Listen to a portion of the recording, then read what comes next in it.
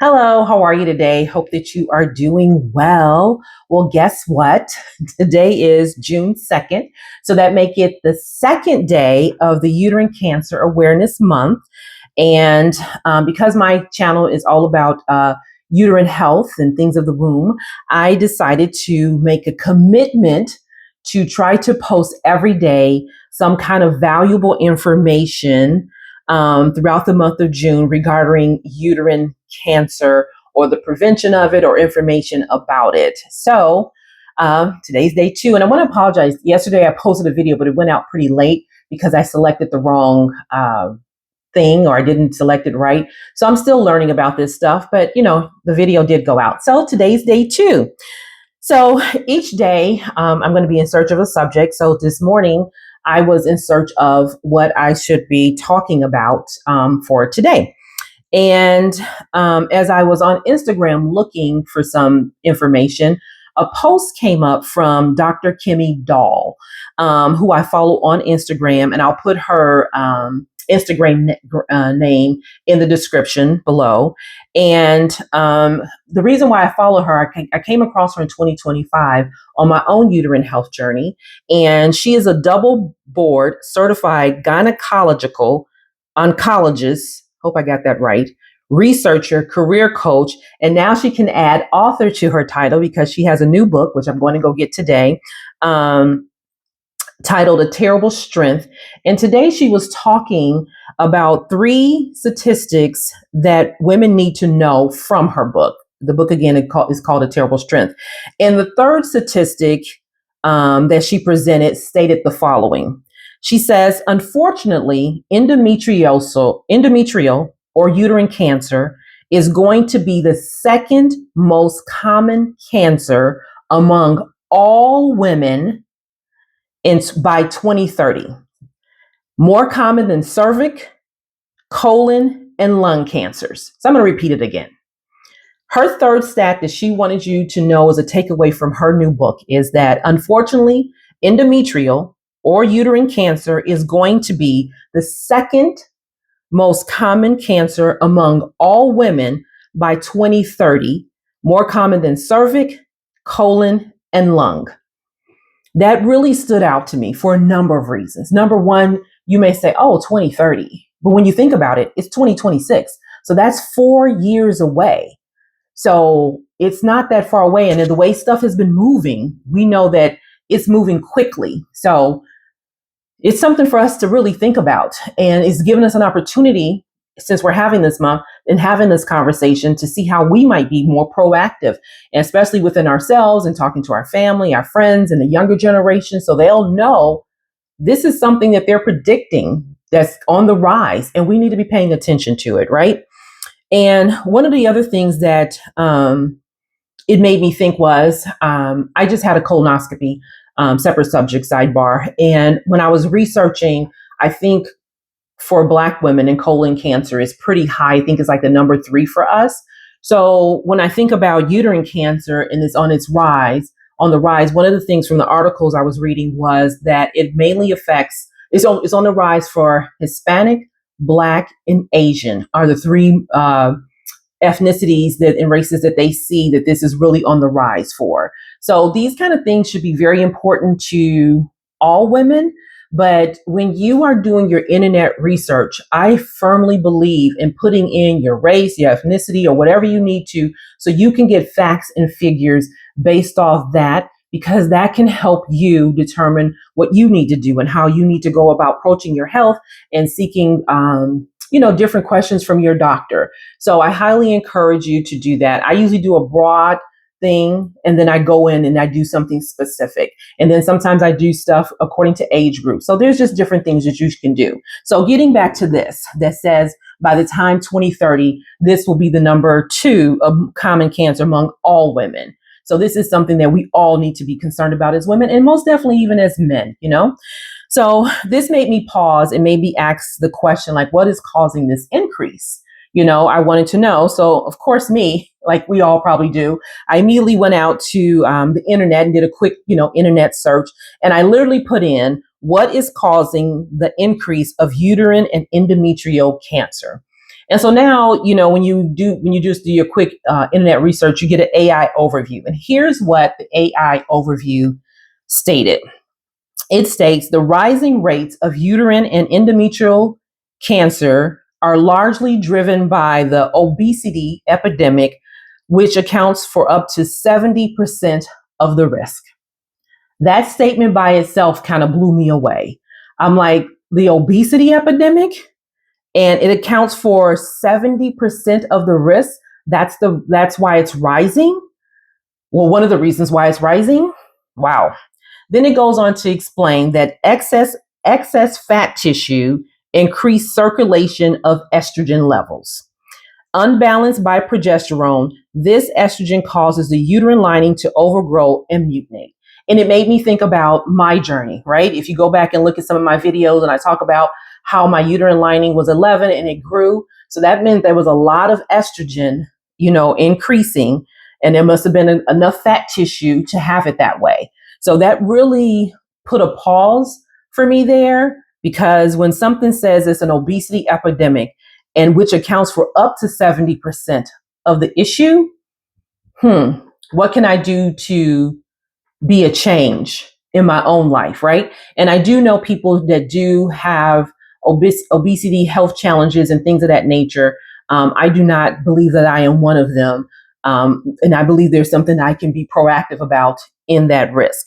And some of the other common or major factors they do list is they talk about insulin resistance and diabetes, like people that have type 2 diabetes or high blood pressures are often linked to high cancer risk. Secondly, they talk about hormonal medicines that people may be taking, like estrogen replacement therapy without progesterone. They talk about that. They talk about PCOS and ovulation patterns that people may have, which is, prolonged exposure to high estrogen and low progesterone and things of that nature. They also talk about your reproductive history. If you've had fewer or no pregnancies, or you started your menstruation early or something like that. So there's that factor. And lastly, it talks about genetics. So, that could be something that is a reason for, you having, uterine cancer. So it gives you a number of things that, you could have. And so I'm going to be honest with you, when I saw that 70%, I really started thinking about myself, because I always thought I was a pretty healthy person. And most people probably think that I've always worked out. Before the pandemic, even, I was a person that was at the gym like at 5 or 6 in the morning before work. So I could just get it done, an hour and get it done. I've ran marathons. I bike all the time, or at least I used to, and biked everywhere, done all the biking events, climbed up some of the tallest buildings we have here for just an activity. I've always been pretty active. And when I say I like bike long distances. I'm not fast, but I can, I have an endurance, so I've always been, I pretty much eat healthy. I don't eat a lot of junk. I don't think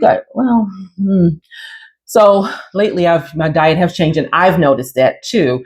I'm not a big heavy meat eater. So, and I find myself eating more meat, maybe sometimes in the summertime with, all the barbecues, and then sometimes in the wintertime with all of the holiday celebrations, but I don't know. So I'm questioning myself and my habits and how I can change and how I can, get back on track. Even when the pandemic happened, I was still a person that I bought a cheapy bike off of Amazon, a cheapy, what do you call that thing? A treadmill.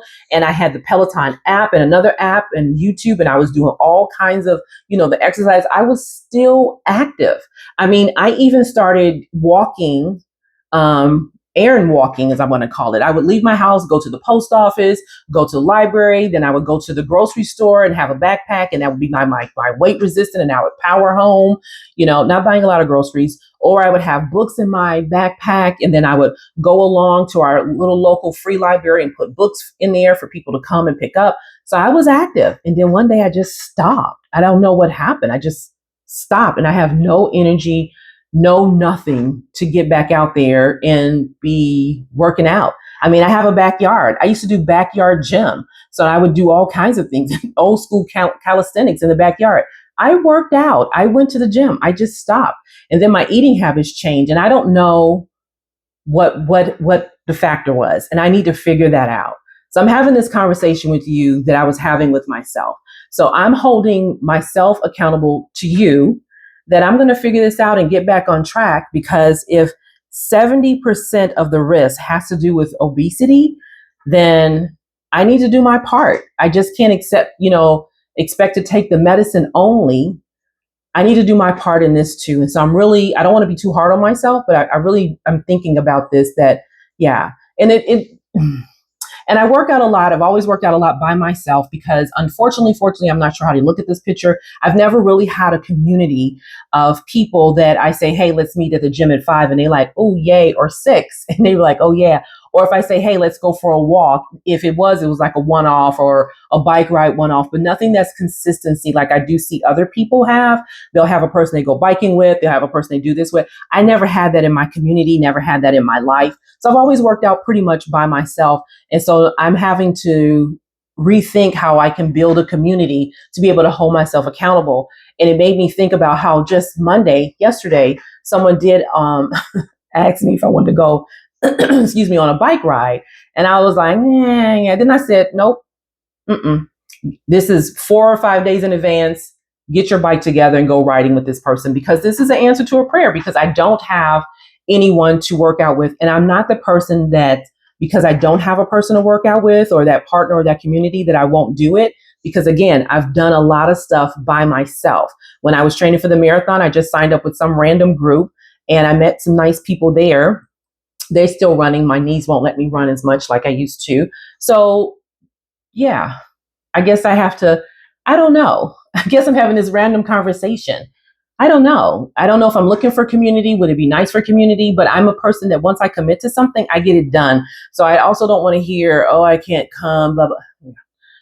I just think I'll stick to myself. Anyway, I'm sorry for rambling on, but I'm just really looking at this 70% and how I can, be a better steward over the body that God has given me. So that's how I'll get back to that person. And, like I said, my eating, I'm not a big drinker. People drink shame me, because if I go somewhere, I might have one glass and people it's 4 hours later, you still got that same glass, and they can shame you. But I'm not a person that really has ever fallen into peer pressure and that kind of stuff. So I don't really care what they think. So I don't know.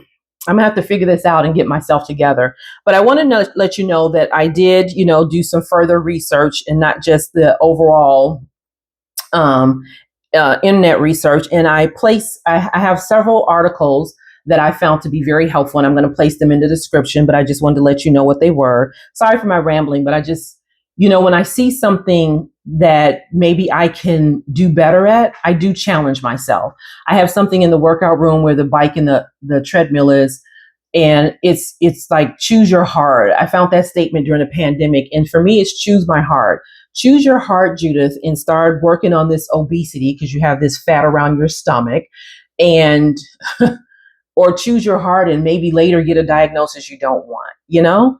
That's how my mind is thinking now. And I do have an upcoming biopsy next Tuesday. So that's where my mind is. So this is how I challenge myself. And this is sometime, how I get myself motivated to get stuff done. So anyway, I have 3 articles here. One is from UNC Health that was just written January 2026. It's titled Endometrial Cancer is on the Rise, 6 Things You Need to Know. And like I said, I'll put that down there. Something funky with YouTube. That I noticed that if you don't have enough subscribers, you can't automatically click the link and go to it, but you can still copy and paste it. I think that's what the issue is. The second article is from Northwestern Hospital, and that was written in February 2024. It says the rise of endometrial cancer, obesity, a leading risk factor. And then the third one is from the Mayo Clinic, which was written in September 2024. It says uterine cancers Rates are increasing. What can you do to protect yourself? So I just thought I would put in 3 additional articles in case somebody comes along and they want to have some more information. And again, I do know that if, as you're on your journey, sometimes doing research and things like that can be overwhelming. So if me putting something in the description kind of like helps you have something and leads you on your path to finding some kind of help, I have no problem, doing that, because it also helps me too, because, I read them and I was just like, okay, as I think to myself, because I'm going to go to the book signing for Dr. Kemi Doll tonight. And I think to myself, ooh, I'm going to go to Whole Foods and get those chocolate chip cookies that has me in a chokehold. Yeah, I don't know. So anyway, I hope that this information was, helpful to you, that you can pass on, that you can learn. Anything that I'm passing on, I don't ever mean to scare anybody. I don't want us to be scared. I just want us to be informed. I don't like, putting fear out into the atmosphere at all. But I do believe as women, we should be informed about what's happening with our bodies and what science is saying too. But, and I don't lead my life with science, because I know that God is the author and finisher of everything. So I do, but I think it's important to respect the science, is what I want to say, because those people became scientists and they do the research, and not every research is the best research or the great research, but I'm paying attention to it. So I'm sharing what I can on day 2 of Uterine Cancer Awareness Month. And I was going to be comical today and wear a peach. I have a little peach notepad. That's the only thing I could find peach. I've been looking for peach ribbon all through the house. So I'm going to go out today a little bit before and see where I can find some peach ribbon. I don't want to have to go too far, but hopefully I'll find somewhere I can start, wearing it, and people may ask what's it about, and I can just tell them so I can highlight more of Uterine Cancer Awareness Month. So thank you for joining me on day 2, and I will see you tomorrow. Hope that you have a very pleasant day.